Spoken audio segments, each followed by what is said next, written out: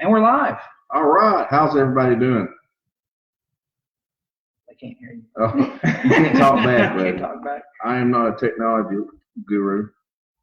So we're just going to jump on here today, and we first want to wish everybody a Merry Christmas and Happy Holiday and everything. Leah, well, of course, right in front of us. And Eric, thank you for joining. Share this if you got anybody to share it with. We just want to jump on here a little bit and tell everybody who we are and what we do. For those who don't know who we are, we obviously are Paranormal Help Ministries. We're as Ben and White shows us. We're a little bit different. We're completely different, I would say, than any other paranormal group out there. What we do is we don't really do the ghost hunts and get our jollies or none of that stuff. We didn't say anything wrong with that. We believe and we've seen over the last year that what has happened is a lot of folks are getting involved in the paranormal community, ghost hunting, watching all these TV shows. And what they're doing is they're messing up things in their lives, and they don't know how to get rid of them. I don't know about everybody else out there. I had a pretty decent childhood, and my parents went above and beyond to make sure my home was safe, physically, financially, and more importantly, spiritually. And that's what we do. We get calls from different groups. We get calls from all over the world, chats from all over the world, which we're amazed that actually happens. Yeah. Poland, Germany. I think we had a couple from Japan. Then folks within the U.S. What we want to do is we're just going to tell us who we are and what we do. Then we're going to go over some local lore. If you got any questions about anything local or any kind of just basic different paranormal investigations or anything like that, just pop up here and, share it with us. We're just going to do a little video, get some information out there, because a lot of the stuff you see on TV is horse manure. Because if it wasn't entertaining, it wouldn't be on TV. Right. And if you do it that way, Michael and Leah and we're all in agreement. If you do it the way they do these hunts on TV, you're going to bring something home. And it might not come after you personally. It'll come after your children. It'll come after whatever the weakness is in the home. So you want to be careful of that. So Mike, you want to discuss maybe one of our local locations that's popular with the ghost hunting community? Well, I will, but first let's just kind of go over what each one of us do. Okay, that's good. So I know that those of you that tuned in for our live investigation that we did on Halloween, just kind of, you got a visual of what we do. I don't know if we went into a lot of detail about exactly what we do, but you got to see what we do. But each one of us out of the team, the three of us, we've all got our own individual roles of what we do here. I am the team demonologist and spiritual advisor. I also man the phone lines and the messenger. So if anyone calls or sends us a message through Facebook, I'm the direct contact for that. I deal with that. I'm like I said, I'm the point of contact for that. I talk to a lot of people and try to help them out, give them some information on what they need to get things out of their lives or just to make themselves feel better. Because sometimes it's just talking to somebody that makes a world of difference on that. But as the demonologist, it's my job to know what the enemy, what kind of fight to take to the enemy. I study up on my Bible, and I take the fight to the enemy. I am a warrior. Ed here is our team leader. Is there anything else you do? I'm kidding. As you can tell, I'm definitely not the tech guy, right? So my responsibility with the team is we get the contact, we evaluate. I have the final call about if it's too dangerous or not with Leah and Michael's input. I have the final call if we go out and help a client. At what point do we pull the plug per se? So that's my goal is to make sure we do what we all three agree and are in agreement with what God's called us to do. This is not a popular thing that we do. We're kind of caught in the wedge. What we do is if you're a religious person, you go to a church or a synagogue or whatever, and you go to your pastor or your religious person and say, hey, I've got things going on in my house, 9 out of 10 times they're going to say they're going to pray for you. Which that's fantastic and that's great. Or maybe if you're lucky, they'll come out and bless your house. And that's wonderful too. But something they don't teach in theology school, and coming from a Southern Baptist background, what they don't do is teach folks how to put on the armor of God. That's our team verse, Ephesians. We understand the spiritual aspects of this. We help a lot of folks out there. It's very dangerous what we do. We're not doing this because we want to really, but we feel a call and a need. Michael and I personally talked about these issues probably 10, 15 years ago. Yeah. And it's amazing how God circled everything back and got us back together. And Leah and Michael got married, and if that third is a fantastic the way the team works together. We are really thankful for everything that we've been able to do. You've got those groups who tend to do only evidence review or only haunted locations. And from a personal point of view, I think all three of us really like those historical locations. And the Chattanooga area is great with some historical locations. You can't walk anywhere without putting your feet on something historical around here. And we're going to get to some of that. Michael's kind of a history buff. History with me was 2 seconds ago because I probably forgot about it. What we want to do as a group, our main reason for this is to get information. We do newsletters. Check us out at paranormalhelpministries.com, or you can give us a call at 423. Hold on. It's not on the van. 423-402-0386. Yeah. And we're here to help. We just want to make sure that you have the right information and education, and it goes for just lay folks and also goes for, people who are involved in the paranormal. That's what makes us different than most other teams. Is most teams are going to come out, do an investigation, and say, "Oh, yep, you're haunted," and then go home and leave you with whatever has been stirred up in your home, or God forbid, what they've stirred up. Some of the best investigations we've ever been part of, we never really even did an investigation. We went in, we were able to determine what was bothering the homeowner, and were able to give them the tools from the Bible, from the Word of God, to be able to get their lives straightened out. And that's what we're here for. And we've got the equipment, we've got the tech to be able to do like all these other teams. But the difference between us and normal people is once we leave the residence or wherever, and we've done our evidence review and we present the evidence back to the client, our job's only half done. From that point, we're stepping forward with that team, those people, and trying to help them get their lives back, because that's what we got together for. There's too many people out there that are wanting to do this for the glitz and the glamour and just to get the evidence, and it's not about that. It's about the people that have been suffering, that have been under the oppression of this stuff. So that's what we're here for. That's where we're different. Leah is monitoring the chat. That's why she's not on camera. So you may hear her chime in periodically. We're trying to get something worked out where we can get another. I know you're supposed to be able to invite other windows into this, but for some reason I don't have that option on my screen. Okay. But she's monitoring the chat. She is our she's also a spiritual advisor, and she is discernment advisor. She has a gift from God of discernment, a very good gift. And she's also our team admin. She edits our newsletters for Our Terrible Grammar, and she runs our website. Leah, do you want to say anything where they can at least hear you? No, you covered. All right, cool. But that's us in a nutshell. We're not your normal team.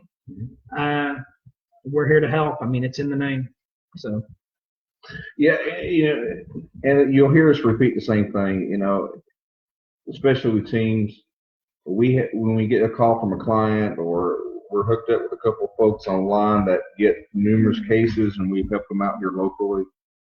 We've traveled as far as Kentucky or other locations, but what we need to do, we're going to hear in just a second, going to go over some local lore. I think he might be talking about the battlefield or a local cemetery.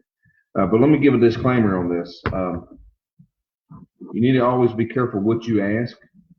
If you've got activity in your home and you're scared of it or concerned about it, you want to treat it just like it's a human being. You're not going to allow somebody, although they might be the nicest person in the world, to come sit on your couch. You're going to say, get the heck out of the house. It's the same situation from the paranormal or supernatural realm. Well, I see you scared, but just my face. What you want to do is, with these situations, especially this time of year, with it being winter and kids are at school and you're having those fantastic family get-togethers, which is always a blessing. You're inside. You see, you can see things. Maybe because you've had a loved one pass recently, you're more emotional than you usually are at this time of year. We're here to help you with those things. We want you to have the right information, the right techniques, and from doing this a long time, there's a lot of common sense things that we'll kind of go over here in a little bit. But Michael, are you ready to talk about some local lore? Sure, why not? So one of the questions that we get a lot from just regular people on the street, we get messages on Facebook and emails about is, what are some of the most haunted places you've ever been to, or what's a good haunted area or a good haunted place in this area? So I've got together a couple of locations that I'm going to talk about. First and foremost, I want to address that these locations that I'm going to discuss are public land, and they're not places that you are supposed to be at after dark unless you have permission. So just because we're talking about these, that's not saying pick up your stuff and head out there right now, because you might end up in jail or hurt. And hurt's the most important thing. Anytime you go to it, doing any type of investigation, whether it be a residence, a business, or a historical place like some of the things I'm going to talk about, you want to go during the daytime first, so that you've got a layout of the land. We did a we did a video here a while back where we went to a prison during the daytime to scope it out, see what it was all about. They just recently opened the prison to the public, so we went up there we did a little bit of live video just to see what it was like, and we got a little bit of grief about it. People making fun of us, saying, "Oh, y'all are ghost hunters, but you go during the day." Well, the paranormal is there whether the sun is up or the sun is down. So that's one thing that's invalid. Secondly, any place you go to, if you're going to investigate it, you absolutely want to go during the daytime to make sure that you can maneuver about it safely in the dark. So, because if you go up there in the dark, you don't know that there's a 10-foot drop, you're going to end up off a 10-foot drop. Yep. All right, so the first place I'm going to cover is everybody's favorite in this area, the Chickamauga Battlefield. Happened back in September of 1863. It was one of the actually biggest Confederate victories in the Civil War. It was several months after Gettysburg, which was the most devastating loss the Confederacy had up to that point. It was considered the high watermark of the Confederacy. So Chickamauga was one of the bloodiest battles, one of the biggest victories for the South, and it happened just a few miles up the road from where we're at. I think everybody in this area, if you don't know about the Battle of Chickamauga, you've been living under a rock. If you've never been to the battlefield, you are living under a rock. So there's a lot of individual hauntings that are allegedly in the battlefield. Now, of course, some of them are just outright false, and then there's others that we just can't really come up with an actual story about it. The battlefield itself, everyone has heard, you go through there, you'll hear muskets firing, you'll see soldiers wandering about, you'll see battles being fought again, and this time they're not reenactors out there, it's actual people that were there. that's common in any battlefield, whether it be a Civil War battlefield, D-Day battlefields over in Europe, Germany, stuff like that. Anytime that there has been what the better lack of term, bad incident, something really bad that leaves a mark, kind of a wound on time and space, it leaves what's called residual energy. And that's what we're seeing most of the time in a battlefield like that. You'll see soldiers moving about as they did 150 plus years ago. And residual energy is basically like watching a VCR on loop, just a video over and over and over, the same thing. It has no intelligence. It's not interacting with anything. It's just going about its business like it did whenever it was alive. Now, it has no consciousness. It is not a spirit per se. It's just an essence of someone an echo. An echo is a good term for that. There is a lot of that in the battlefield. Now, most people will have heard of the legend of Green Eyes. Green Eyes has several different stories, and none of them are the same, and none of them have really been proved right or wrong. The first one, and the one that is the most common knowledge to everybody, is Green Eyes was a soldier. I don't think it's ever been determined which side he fought for. No, it hasn't. That got his head blown off by a cannonball and has since been spending eternity trying to find his head, and the only thing that you can see are his piercing green eyes out in the woods. That one's the most common.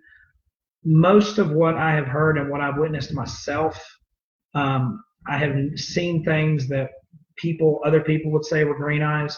There is foxfire out in the park that can be seen in the dark that glows phosphorus green. That's one of the natural explanations for what green eyes is. And this one's going to be fun. I feel like I'm pulling back the curtain on the wizard for this one. It's about 10 years ago, there was a park ranger that came out and admitted that he had been scaring people in the park with a pair of night vision goggles. And if anybody's ever seen those, when light hits them on the front ends of the lenses, what do they glow? Green. Yep. So park ranger can sit out there with the night vision goggles on with all the lights off in his car and can mess with people. So we got that. The second, and this one is actually really, really interesting because I personally, me and Leah both, I think Edward would agree with this, we found more evidence to this one than we have the others. Green Eyes was evidently a creature of some sort that has roamed the land since Indian times, since the Native Americans were here, the first peoples. It is, I don't really have a description of the creature other than the fact that it has bright glowing green eyes. It is humanoid. It walks up on bipedal on 2 feet, and it seems to prefer the area of Snodgrass Hill and where Wilder Tower is at. Now, allegedly, and I don't have any documentation to back this up, but there was evidently a nest of some sort that had been found under the steps at Wilder Tower, because when you first go in, the staircase winds up. There's a dead area, no pun intended, under the steps right there underneath, and evidently there was a nest of some sort that had been dug out from underneath there that belonged to some very large creature. Now, I know Leah and I have gone up there on a couple of different occasions, and she was able to sense some type of essence, some type of entity that was hanging around up there. Leah, do you recall exactly whenever at Wilder Tower, the thing that was under the steps at Wilder Tower? Oh, it was reminiscent of like a little imp, just a little demonic figure. Okay. Very short in stature, super mean.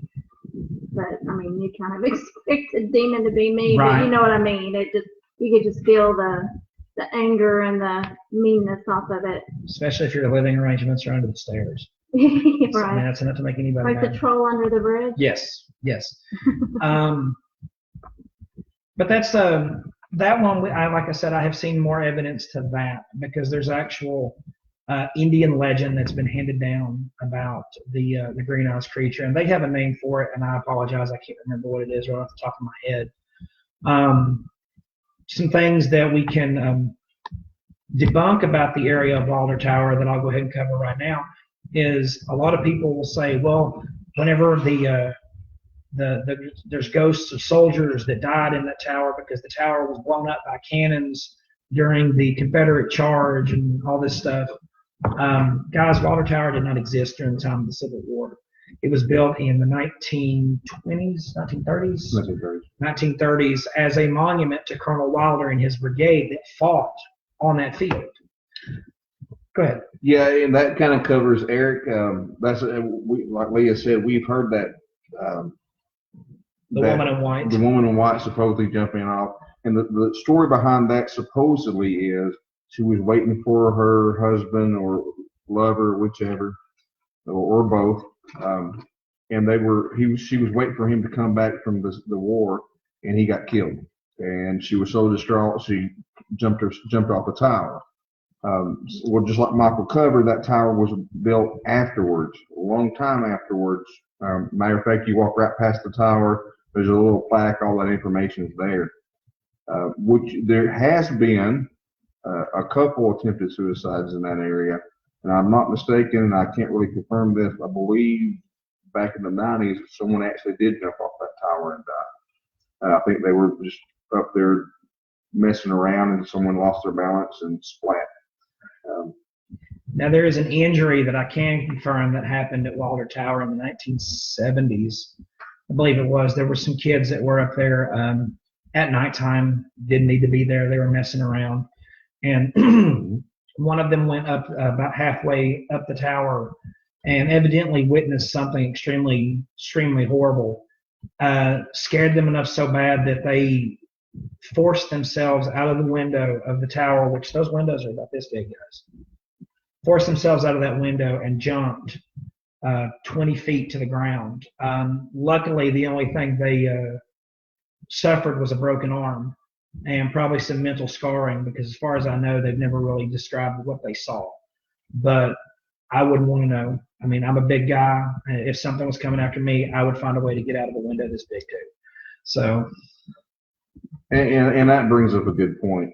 You hear the term, it's one of my favorite terms. Thank you for everybody who's joined. We're almost up to 20. Yes. Continue to share. Got questions, everybody, Eric, Jennifer, everyone else there, just please ask those questions.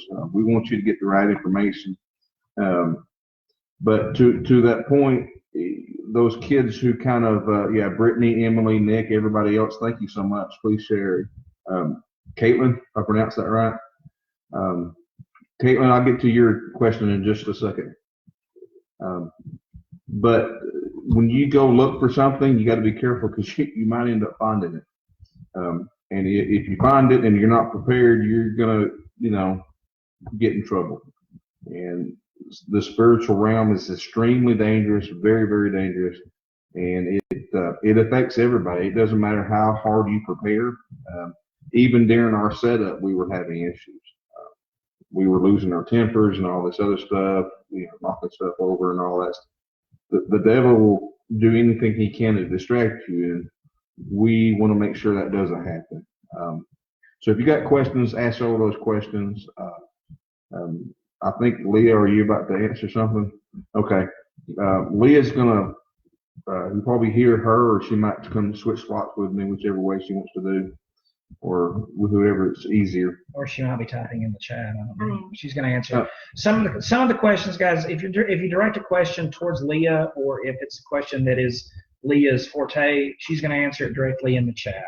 Or if you want to ask one of us a specific question, just put question for Mike, or question for Ed, or question for me, whichever.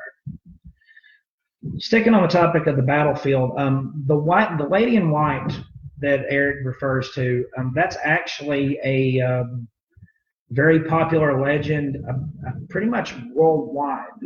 I think every town, city, state, country, what have you, has some variation of the lady in white. It actually is its own spirit classification, if you even really want to call it such a thing. And all it is, when you hear someone talk about a lady in white, is it's a woman that lost someone that they loved, and they died from grief, or they killed themselves because of their grief, and they now spend eternity wandering the earth looking for this lost loved one. That's not something we believe in, guys. Whenever you pass from this earth, you go one of two places. Sometimes a cat jumps into the middle of the. I don't see a cat. There's no cat. What are you talking This about? is Ray. This is Ray, everybody. She's thrilled to be here. Team mascot. So, like I said, the lady in white, it's just, it's not the spirit of some lady. Is it a real thing? Don't know. Is it something? Is it that residual energy of someone? That's possible. But as far as it being the spirit of somebody, it's not. I mean, like I said, we believe you either go be with the Father or you spend eternity in hell. So I know that's a lot of people that kind of grinds their gears, for better lack of term, because they think that way. Guys, we don't. That's another thing that makes us different from a lot of other teams. We are biblically based in everything that we believe in. We don't do psychic readings. We don't believe in psychic readings. Three types of things we deal with. We've already mentioned residual energy, angels, and the demonic. That's the three things that we deal with. That's what we believe in. And that's what we're here to equip people to deal, because we are in a battlefield. This earth is a sinful earth, and we're here to do war. We're fighting not for a victory, but from a victory, because the war has already been won for us. Right. Jesus on the cross. Good example I like to, one of my pastors once talked about the Battle of New Orleans, the War of 1812, whenever Andrew Jackson, it's one of the most famous battles of the War of 1812. The war was already over when the battle was fought. That's right. So Andrew Jackson, when he went in there and whipped the British down there in New Orleans, war was already won. He was fighting from a victory, and that's where we are now, is we're fighting from victory, not for victory. But I'm going to preach if I don't stop. Yeah. What about the lady in red? The lady in red. No, I just, hey, Sean, if you can, thank you so much. It's been a while since I hollered at you. If you can give us a little bit more detail about the lady in red, I'm not sure, I haven't heard of that. I'm sure Mike has, or we probably know it by a different story. If it's the lady in red and she's a Bulldog fan, I'm probably not going to know anything about it because I'm not a Bulldogs fan. Unfortunately, Mike is. I had to get football in there. Sean, are you talking about that old song from the 80s? Yeah. Jennifer, that's a good question. Oh, my. Another visit from Ray. Yeah. Jennifer, Miss Russell, thank you so much. Leah can probably go into a little bit more information. That's a really long topic there. There's a lot of different ways we can approach that. If you can shoot us an email with some information, we'll talk to you. It's paranormalhelp@outlook.com, because we'll have to ask you some questions, Miss Russell. It's probably going to be a little, we don't want to blast it across the internet. We'll have Leah post our email address on our website here in the chat just in a moment. For any questions, you can email directly. You can go on the website. The website actually has a contact form. If you don't want to use Outlook or an email account, you can go straight to our website and send stuff there. Got a lot of good information there. Our newsletter is available there. We also post it here on Facebook. Excuse me, I'm going to get a drink. Yeah. So I think here in a few minutes, I'm going to get Michael to describe why he got involved in the paranormal. Then I'll discuss the reason I got involved, and we'll get Leah to get involved. Okay. And she just posted the emails. I think she'll do the phone numbers here in a minute. The first thing we want to tell you is it is the holiday season, right? So if someone in your family is strange, we'll use that term, which I appreciate that, Sean. Thank What you. if your whole family is trained? Well, Yeah. my whole family is trained. But what I'm trying to get to the point is there are certain tools that paranormal investigators use, and we use the basic stuff, a flashlight so we don't trip and kill ourselves. Radios, I'm a big radio geek. Michael will tell you that. I've got more radios than I probably do light bulbs in the house. I do. If he sold them, he might have a car payment. Yes. Sorry, couldn't help himself. Who needs a car? There's a team phone number. Sean, thank you, man. I appreciate it.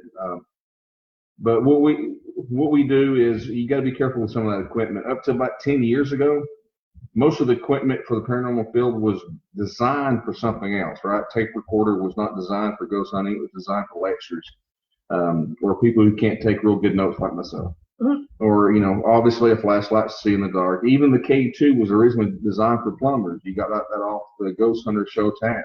That's where they got that information from. Now you're getting into people who are building custom information or custom things and devices. Yeah. Sorry. Big word. It's a habit. Sorry. Which I have no problem with that, Sorry. but it's got to make whoever's building this. I mean, like, trust me, I'm working on some stuff too that I've built a couple of things just to test out. I just recently built an SLS camera for the team. We haven't got to use it yet, but it's one of those things that anything that you're going to build, make sure it does what it's supposed to. And the problem I have with some people building the stuff that they do is when you modify equipment, especially the K2 meter, when it first came out, it has a push button on it that has to be held down for the device to work. Yep. People have since gone back and they've built toggle switches on them and push buttons so that it will hold in place, so you don't have to sit there and hold it with your thumb all day. That's fine, but when someone's working on a piece of equipment that already does something, how hard is it to go in there and make it do whatever it is you want it to do when you want it to do it? We can manipulate stuff to get readings that we want. That's kind of where I get into that fuzzy realm about building your own equipment. But don't get me wrong, there's some good stuff out there that really, really works.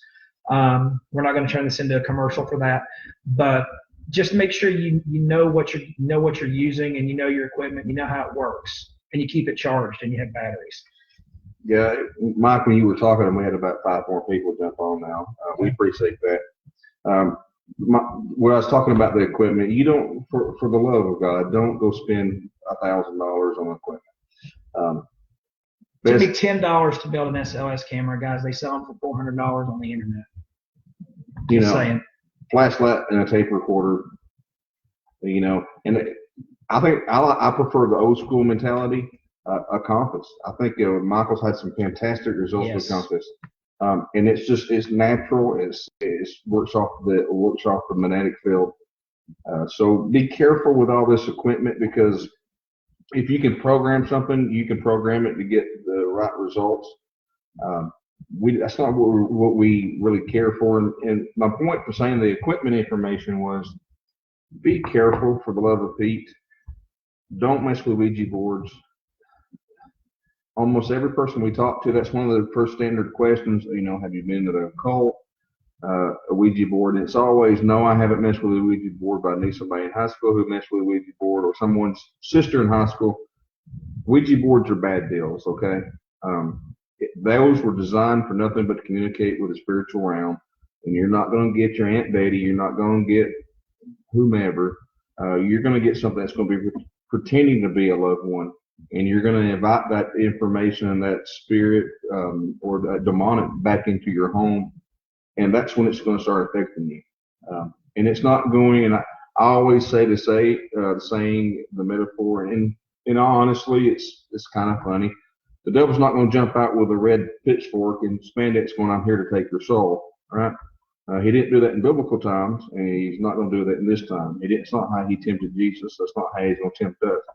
He is going to find out where your weakness is. If it's your family, if you're like insecurity. We all need help, especially in the spiritual realm. That's what we do. So be careful with that. Don't mess with that. If you come across something like that, you might want to give us a call or give us an email, because if you don't dispose of those things properly, I made a horrible mistake last year allowing someone to design what they call a devil's toy box. Absolutely a horrible idea. Caused a lot of issues where it was located. We had to go in and dispose of that properly. That was a danger to us and our families. I know we've got some folks watching. My wife's watching, honey. I'll get your milkshake on the way home, honey. They're not going to let me forget. But he's bringing me one first. No, his wife first. He was mine first. Oh, boy. But I love her more. Yeah. Fair enough. I can cuddle with her better. No, Okay. no, we're not from California. Sorry. So, to touch back on something you mentioned earlier, so Ed was talking about what got each one of us into the paranormal field. So I'm gonna lead off. So whenever I was younger, just again being Ed kind of hit the nail on the head when he said history buff. I love everything about history. I love the Civil War history because we're knee deep in it. Native American, just everything in this area and more. I'm a staunch believer if we don't, and I know everyone has heard this at one point in their life, if we don't study history, we're doomed to repeat it. Mm-hmm. So I really, really love history, and I started out just like everybody does, hanging out in the graveyards, just looking for something, looking just for that little rush, that little spooky scare. And I started running around with a couple of people. We go to a couple of graveyards and just try to see if we could find anything, see if we could get, scared. And went to school with this guy sitting here next to me, and we actually, at 16 and 18, he's older than me, you can't tell. 16, 18 years old, he and I started running around the battlefield, running around in different cemeteries. And that's kind of where we got started. Here we are 20 plus years later, we're on a team together. So that's really cool. But that's where I got started. I even about 12 years ago started my own team, just with the intention of not for what I had done as a child or as a teenager looking for fun. I finally decided it was time to man up and do it for the right reasons. So it started out as, like most teams, data collecting, just trying to get that next big piece of evidence. It wasn't the right way for me. After about a year or two of that, I realized that my curiosity for things spiritual, of there's more out there than what we see, was a calling of God on my life. The Holy Spirit trying to talk to me to say, this is not what you need to be chasing. You need to be finding me. I'm the spirit you need to be chasing, not dead relatives, Aunt Betty, as Ed would say. You need to be chasing me, and let me show you the right way to do this. I got connected with a church that supported me, supported what I did. And I went from being a ghost hunter, per se, to a spiritual warrior. And that's my mentality when I come from, when I'm on an investigation. I am in warfare, and that's what we're here for. One cool thing, and I've shared this with a lot of people over the years, I actually met my wife on a paranormal investigation. We were investigating Aretha Frankenstein's in Chattanooga, and we met there. So that's kind of cool. That's one good thing that I got out of this racket. Yeah, and and the funny thing is pre-Facebook. That's how old we are. MySpace. Yeah. Hey, Melissa, Cody, my wife's on there too somewhere. But we actually, my wife was working where Michael's daughter was going to school. And we kind of crossed paths again. We, kind of fell out of touch for a few years. Yeah. I ended up being his demonologist to begin with. And, long fast forward to last year, we formed Paranormal Health Research Bureau. That's what we used to go by. Kind of stole that from the MySpace. I know, we're old. And the account's still active too, apparently. Wow. but that's kind of what we do. But you know, I used to be his demonologist, and you know, it's cool the way how everything worked out. The reason I got involved, and I'll kind of say this, you know, I was raised Southern Baptist. Didn't really have any real paranormal activity other than in one situation where I thought one of my sisters were crying in their bed, and it wasn't that I cared. I was just telling them to shut up so I can go to sleep. And I'm the youngest, and I went downstairs to tell my parents, and lo and behold, there's that sister. You know, when you're 12 years old, you just go back to bed. You don't have to. If you don't have to see it, you ain't got to deal with it. But what I saw last year and probably 2 years ago, my first really tough case was in 2013 of October.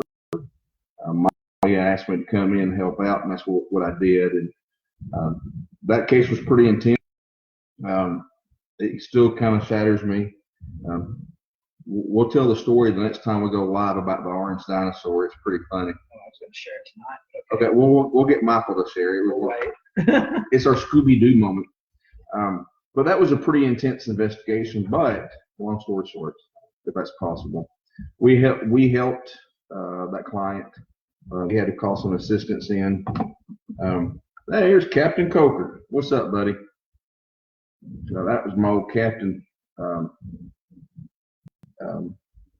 That's Captain Coker used to. Yeah. Is that Captain Coker? Yeah, that is Captain Coker. He still intimidates, man. I haven't seen the man for a couple of years. They don't see when somebody comes on. Oh, okay. So you're just like, oh, hey, there's Captain Coker. Are you serious? So, but that's what we want to do. Is the reason I got involved is I had, like I said earlier, I had a great family, and we've got people in the paranormal community that, you know, if you have an issue, you go to church, they're going to pray for you, and that's awesome. But you go to a ghost hunting team, if you email them, it might be 2 months for they email you, or they'll come in and just ransack your house and not ever call you back again, not ever have any evidence with you. Stir up more demons than you already have. That's it. But what we do is we come in and we take it from a personal point of view. We're here to help you. We want to get you at peace. We're going to have some very tough conversations with you about removing certain things out of your life, out of your home physically. So that's what we want to do. We want you to have this information. You know, Leah has posted, and when this video closes, we'll post the information again. We want you to have contact. Seeing something or hearing something doesn't make you crazy. We want the right information to get to, and there's 1,000 teams in this area within probably 2-3 hours from Chattanooga. There's probably 1,000 teams. We want to make sure that you have peace at home. We believe closer to the time that it's coming that the spiritual realm and the physical realm, that veil or that curtain is going to be a little bit thinner. So we want to give everybody the tools and the information for that. Other than that, we got about 8 or 10 minutes. If you got questions, just jump on here and tell us or ask us. If you got any kind of evidence, you took a picture and you're kind of concerned. That clock is wrong. Oh, we got 15 minutes. We can actually go longer, guys. When the time set, I think 9:30. But hey, if you guys want to interact with us, we'll stay on as long as people want to stick with us. To what Ed said about the thinning of the veil, as he put it, I know everybody hears this all the time, but we're in the last days. I know a lot of you are going to say, "Oh, we've been in the last days for years." Well, yeah, that's true. Our version of time is a lot different than God's time. And the enemy knows that his time is short and his time is running out. So this is football terms. This is fourth quarter, 4th and goal, and he's got to do something. And he wants to take as many people as possible to keep them from being able to go to heaven to be with Jesus. And he's going to try to hinder people like us that are already saved, that have already been bought and paid for with that sacrifice. And he's going to try to hinder us from trying to get other people He's going to try to hinder the gospel from going out around the world. And that's what I mean when I say we're in a war, because the enemy's desperate, and there's nothing more dangerous than a desperate enemy. It's like a fox stuck in a bear trap trying to chew its arm off. It's dangerous. Yep. I guess we can jump on here and talk about maybe some of these local. Hey, Chad, I just talked to your brother a couple weeks ago. And Chad, I think that's kind of what we're talking about right now. To give some, I'm going to say vague examples because there's far too many of them. There have been multiple times just within the last year, the last couple of months even, where we get an investigation pop up or someone calls us and the first thing that we say is, thank goodness, a normal investigation for once. How many times have we said that? Probably 10, 15, but they're never normal. Never. We'll go into a place thinking like, oh, we're going to find, it's going to be something residual. It may be something that was, tied to the property that's just something simplistic, or better yet, we're going to find a natural explanation for what actually is going on. And we get in there and it ends up being far, far worse than we thought it was going to be. I don't think we have had as we call it, a normal investigation in probably 2 years. So yes, Chad, it's getting worse. Like I said, the enemy is getting desperate in his actions, and it's just, he's going to try to do what he can, but he's a liar, and he's not going to win, because I've read the end of the book. We win. And, I'm going to start preaching again. Jesus, Satan, I rebuke you.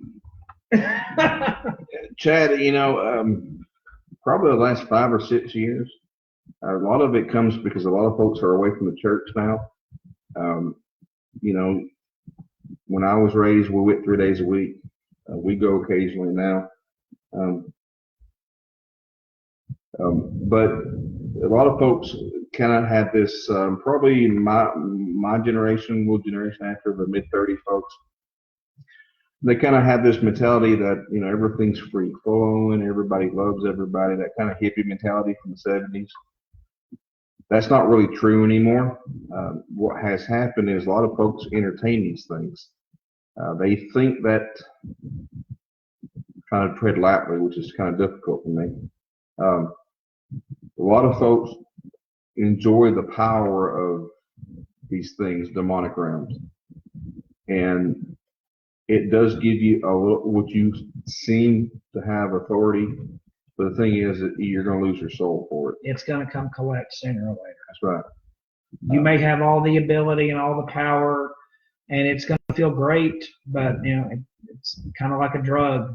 Eventually there comes a time to pay, and whenever the devil comes for it, he's going to take it in spades. So, and that's one of the things that we try to communicate to people that want to try to entertain things like this. We had a case 3 or 4 years ago, and I don't think you were with us at that point. It was just me and Leah. We were at an apartment complex investigating. Woman lived there with a friend and her small child. I think was he 2 years old, Leah? Up there at the elementary. I think so. 3 years old. So according to the renter of the apartment, they stated that there was the spirit of a small boy that was playing with her son, and they thought it was just the most innocent thing in the world, and they just let it happen. They felt that her son was safe playing with this spirit boy, and it started out innocent. They would play ball together, play cards. She would, or the boy would chase something around the house, and they were just all, oh, it's all innocent. It's just the spirit of a boy. But then the spirit started asking the young boy to do things that were not in line with what a child would do, such as telling the little boy to jump out of a window and do things to hurt himself or hurt his mother. Whenever you start getting into stuff like that, that is the demonic portraying itself as something that someone would trust. What of us, Ed and I are fathers, Leah's a mother, and I'm sure there's parents watching us right now.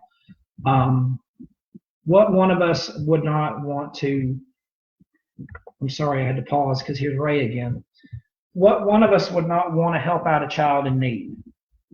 I mean, you see a child, somewhere that needs something, you're going to help them. It's our parental instinct to do so. So what's the enemy going to try to appear as that's going to make you trust it? A small child, a family member even. That's where a lot of people talk about, well, my grandmother came to me and said this, this, and this. And it's the enemy trying to get a foothold in your life by gaining trust, by taking on the appearance of something that you trust in. And that's what we had with this situation. They had the small boy believed that it was a friend, but he wasn't. And that's when everything started turning malicious, and they got us in there, and we ended up having to do, I won't go into a whole lot of detail about it because it was a very rough case for us that night. We were able to get closure. We were able to get the apartment cleared out. And as far as I can tell, the last contact we had with that client, they are doing very well. So, and that's what we do this for, is to make sure that they do well and that they're safe. And they actually don't live in that apartment anymore. They've since moved out, but there have been no other incidences that have happened since then. Chad, those who are following around, Chad's asking us very tough questions. It is, from a father mentality, it's very difficult. We worry about a lot, the parent mentality even. But as investigators, it's like Daniel said, Ray got a spirit of needing attention. She has that all. Oh yeah. But the thing is, a lot of y'all, and I do it, Michael and Leah do it. We watch these ghost hunter shows. Some of them are educational, and most of them are not. Most of them are,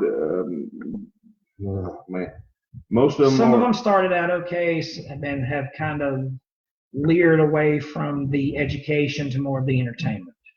Ed wrote a really good piece in a newsletter here a while back about investigator or entertainer. There's a plug for the newsletter. You're welcome, Leah. And the thing is we pick these. I'm trying to get my mind here, which is I've lost it years ago, right? Yeah.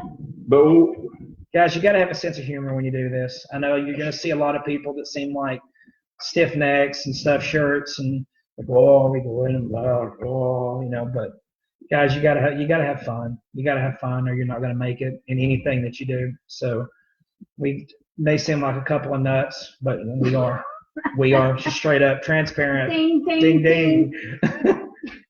Tell them what they've won, Leah. Couple of acorns. That could be taken the wrong way, couldn't it? What we want people to do over the holiday season, we don't want you to fall on the trick. And I'll share this story.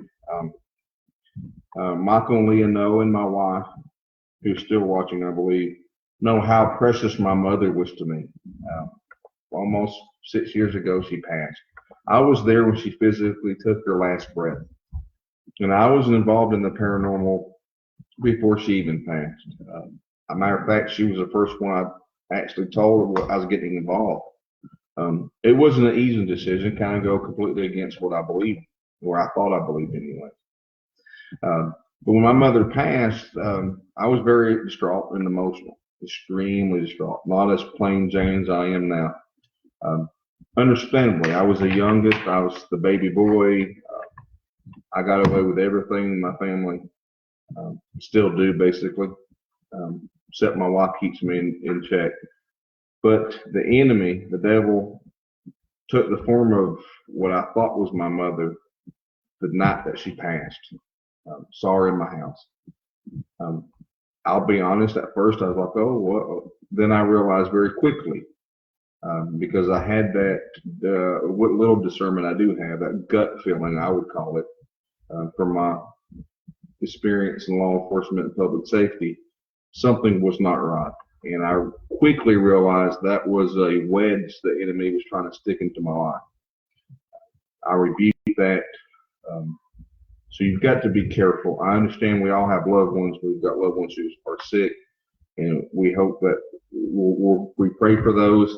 we've got loved ones who are who have passed, and I'm all for going to the cemetery and getting rid of those emotions, and that's the normal grieving process. But when you start to try to speak, if I started trying to communicate with my mother for whatever reason, number one, it goes against my biblical belief system. Why would she come back from heaven worshiping the Lord and all that glory to come hang out with me? I am her son, but that trip, no matter what some of these crazy people on TV tell you, it's not possible. Absolutely impossible. I just stuck in the cat.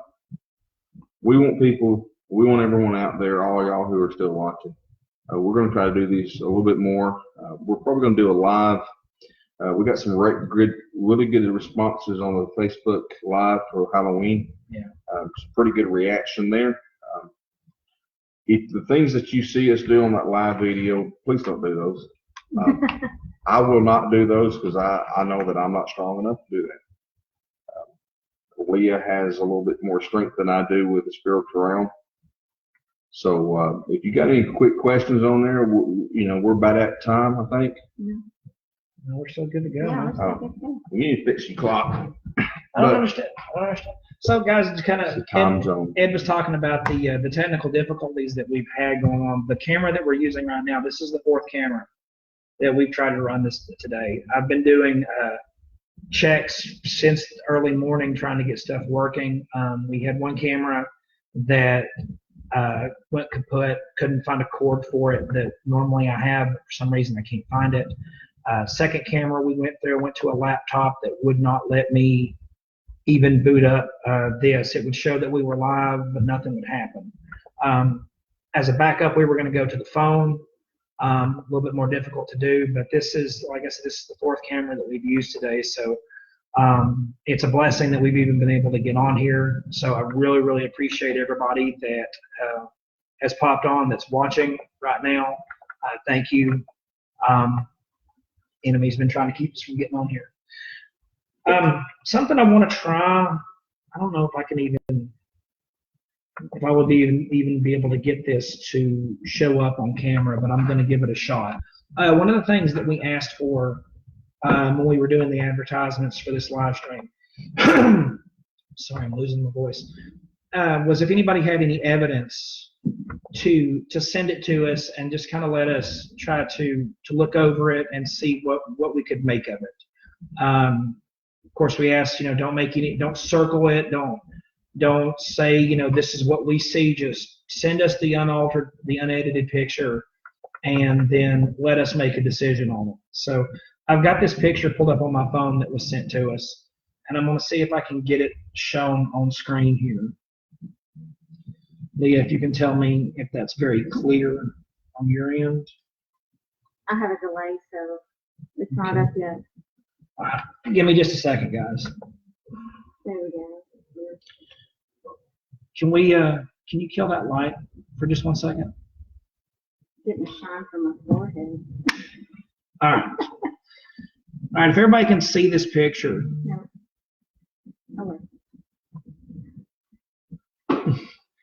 Well, I mean, I can see it on my preview, so I'm just going to go and start talking about it. So this picture was sent to me by a coworker. The only information that we had about the picture is that it was taken, I believe, in Dayton, and it was it's supposed to be Thanksgiving. There is snow on the ground, which I don't remember a Thanksgiving when it snowed, but yesterday most of the time. Let me see if when I turn this, if it'll, let me try. I have oh, there we go. All right, there we go. All right, so when the picture was sent to me, it was just, like I said, it was taken in Dayton. It was a family get-together, so that's the most information that I know about it. So if anybody in the chat room, I'm going to keep this up here for a second. Anybody in the chat room wants to make a comment on what they see, if anything, right off the bat, I'll give you a couple of minutes here to take a look.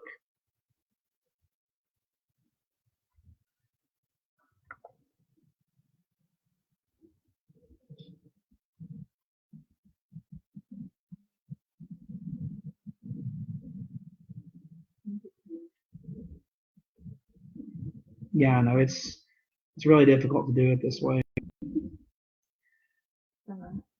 But the other, like I said, one of the other laptop that I had, I was going to try to. I've got a screen sharing program on that one, but I don't have it on this one, so that's the reason I'm having to do it this way, guys. Yeah, Nick, what you're actually no, it's not a Yeti. What? Who said? Nick Woodman. You almost called him Wild Man. Yeah, that's actually a person in the background, the glowing eyes between the lady with the they've got gray and red. They've got glasses on. It's reflective. I mean, it's a good catch though. Yep, there you go. Good catch, Thomas. Thomas is saying he sees on the right-hand side an image to the far right. Quick point to it. Okay, hold on. I gotta bring my camera went dark. All right, so Thomas has caught it. This was what we saw. If you wait a minute. Which finger? There we go. See right here where my finger is at? You see right there at my fingertip, there looks like, and I'm going to zoom in on it here in just a second, it looks like the image of a person. Now, from my understanding of the picture, let me move my finger out of the way, that's the back end of a car. I think it's an SUV or something. Maybe it's a truck. I'm basing that description off the height of the guy standing next to it. But right there, if you look really, really closely, I'm going to take the camera back and zoom in on it.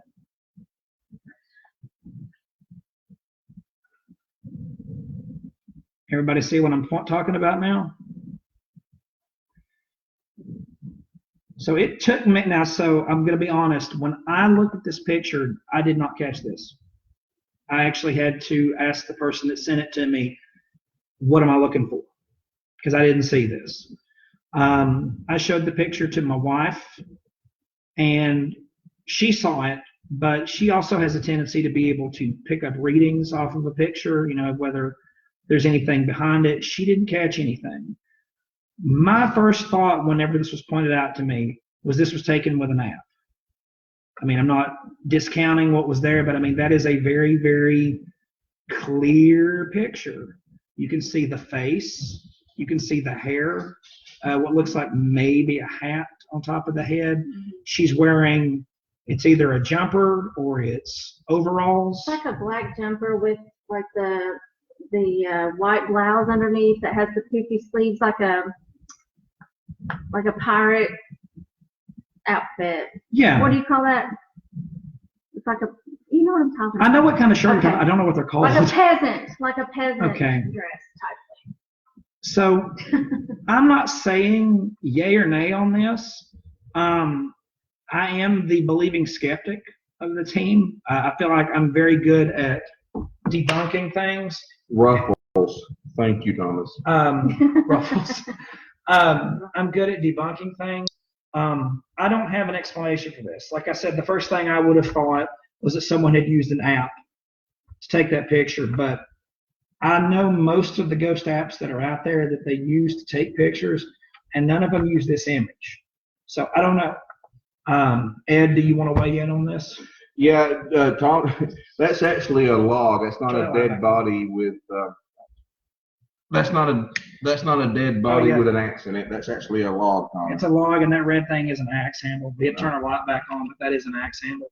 The pictures we have with bodies with axes in them, we've saved those for a later date. No, I'm just kidding. Just in case the NSA is watching this, which I'm sure they are. Even when the camera's off, right?